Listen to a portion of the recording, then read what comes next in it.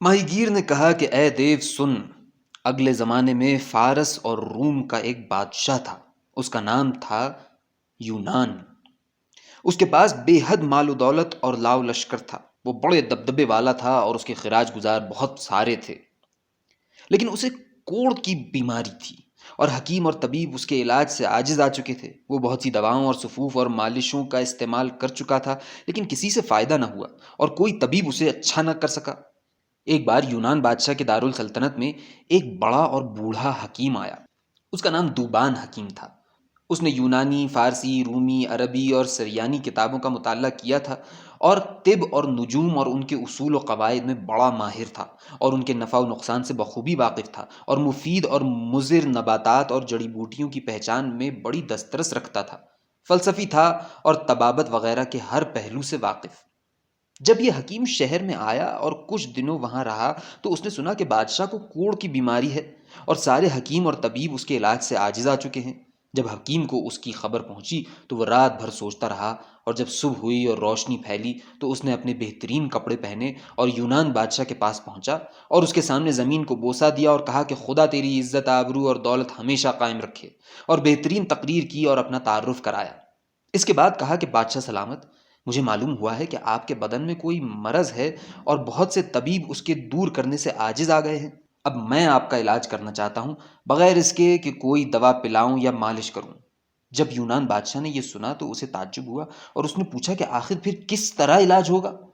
قسم ہے خدا کی، اگر تو میرا مرض دور کر دے تو میں تجھے پشتہا پشت تک دولت مند بنا دوں گا اور تیرے ساتھ انعام و اکرام کروں گا اور جو کچھ تو مانگے گا دوں گا اور تجھے اپنا ہم پیالہ و ہم نوالا بناؤں گا۔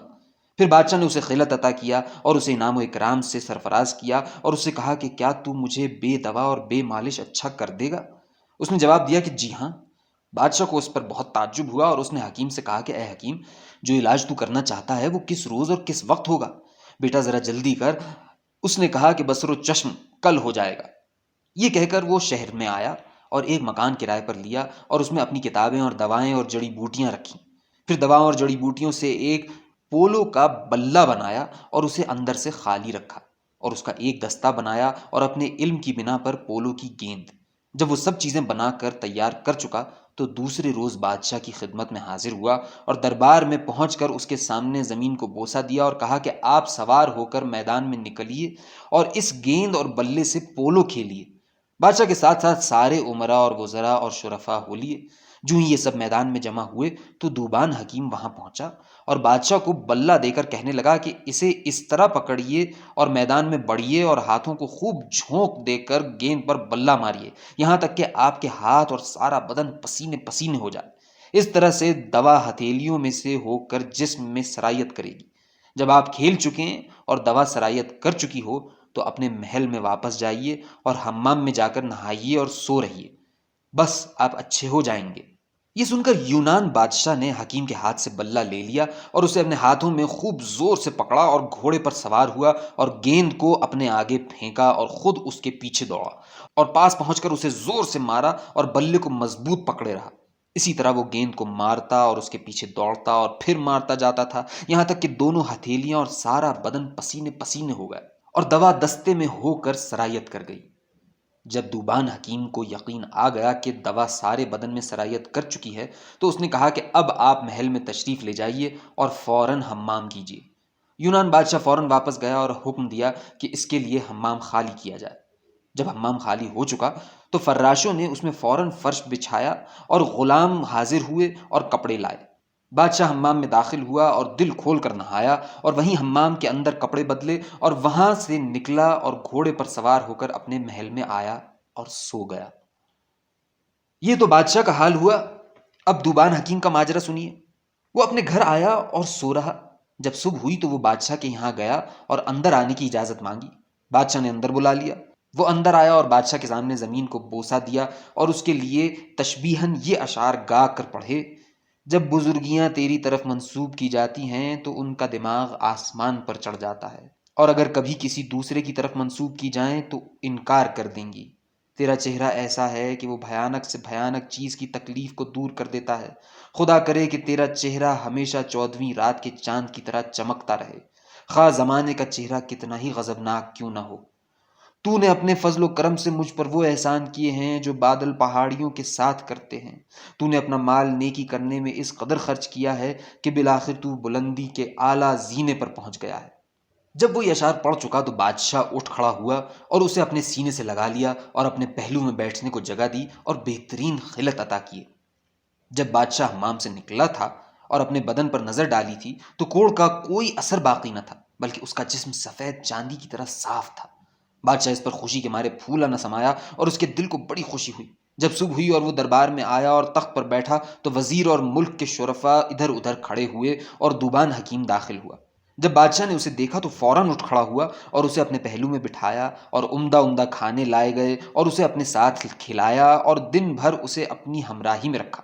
جب رات ہونے کو آئی تو اس نے دوبان حکیم کو 2000 دینار دیے اور بہت سے خلعت، اس کے علاوہ اور بھی بہت سا انعام و اکرام کیا اور اس کو اپنا خاص گھوڑا سواری کے لیے دیا اور وہ اپنے گھر واپس گیا۔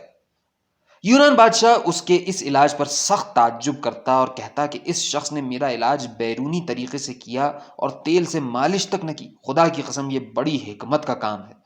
ایسے شخص کے ساتھ جتنا انعام و اکرام کیا جائے کم ہے۔ بادشاہ نے اسے اپنا رفیق اور دوست بنا لیا۔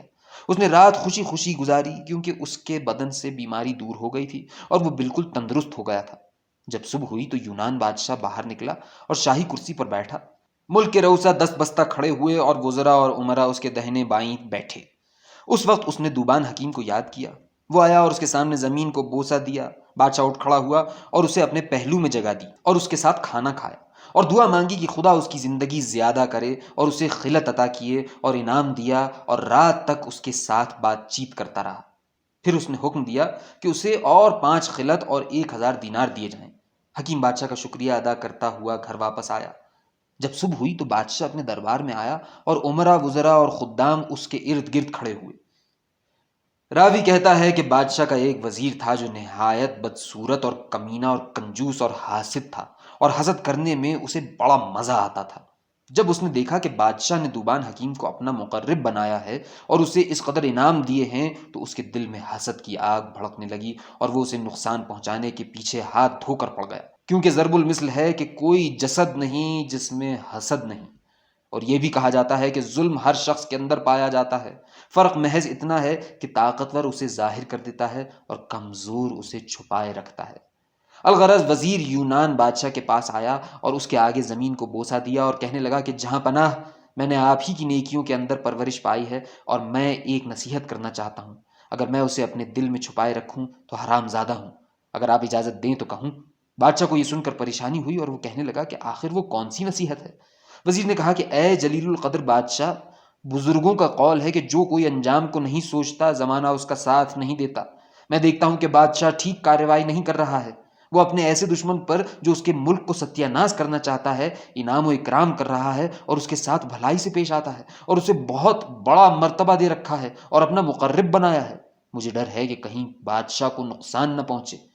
بادشاہ بہت گھبرایا اور اس کے چہرے کا رنگ اڑ گیا اور اس نے پوچھا کہ تیرا گمان کس کی طرف ہے اور تو کس کی طرف اشارہ کر رہا ہے؟ وزیر نے کہا کہ اگر آپ سو رہے ہوں تو جاگ جائیے، میرا اشارہ دوبان حکیم کی طرف ہے۔ بادشاہ نے کہا کہ لعنت ہو تجھ پر، وہ تو میرا دوست ہے اور میں اسے سب سے زیادہ عزیز رکھتا ہوں، کیونکہ اس نے میرا علاج ایک ایسی دوا سے کیا جسے میں نے محض ہاتھ میں لیا اور بیماری جاتی رہی۔ اس بیماری کے علاج سے تمام حکیم عاجز آ چکے تھے۔ اس کا ثانی زمانے میں نہیں، نہ دنیا کے مشرق میں نہ مغرب میں۔ اس کے متعلق تو ایسی بات کہتا ہے؟ میں آج ہی سے اس کا روزینہ اور تنخواہ مقرر کیے دیتا ہوں، ہر مہینے اسے 1000 دینار دیا کروں گا۔ اگر میں اسے اپنے ملک کا بھی ساجھے دار بنا لوں تو کم ہے۔ میں خوب سمجھتا ہوں کہ تو محض حسد کی وجہ سے یہ باتیں کرتا ہے، جیسے سندھ باد بادشاہ کے ساتھ پیش آیا ہے۔ شہرزاد نے یہاں تک بیان کیا تھا کہ اسے صبح ہوتی دکھائی دی اور اس نے وہ کہانی بند کر دی جس کی اسے اجازت ملی تھی۔